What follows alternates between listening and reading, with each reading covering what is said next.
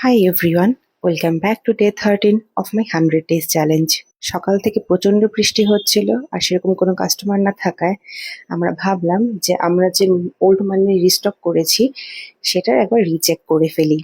অনেক সময় ফ্রেশ প্রোডাক্টসের মাঝখানেও কিছু কিছু মাইনর বা ডিফেক্টিভ প্রোডাক্ট গোডাউন থেকে পাঠানো হয়।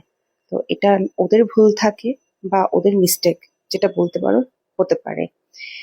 কিন্তু আমরা কি করি, আমরা প্রত্যেকবার যে কোনো প্রোডাক্ট রিস্টক করার পর আমরা সেটাকে ভালো করে চেক করি।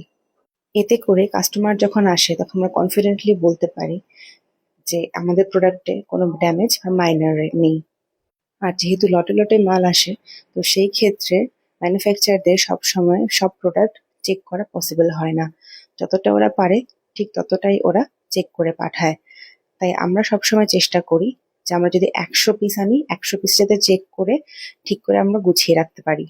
মাইনর বা ড্যামেজ প্রোডাক্ট একটা টাইমের মধ্যে রিটার্ন করা যায়। তাই সেই জন্য আমরা দেরি না করে আমরা ঝটপট যেদিন আমরা মাল রিস্টক করি বা স্টক করি তার 2 থেকে 3 দিনের মধ্যে আমরা রিচেকিংটাও সেরে ফেলি, যাতে কোনো মাইনার থাকলে আমরা বলতে পারি যে হ্যাঁ, 1-2 পিস মাইনার বেরিয়েছে বা ড্যামেজ বেরিয়েছে।